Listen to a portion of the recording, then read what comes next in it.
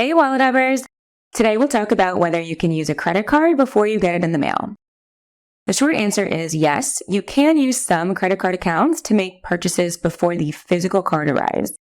Normally you can't because you can't see the full credit card number, expiration date, and CVV until you have the card in hand.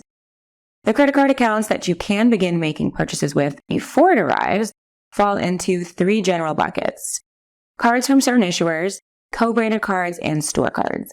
To be clear, they don't all have this feature, and those that do will likely limit your purchases from that affiliated brand until the card arrives.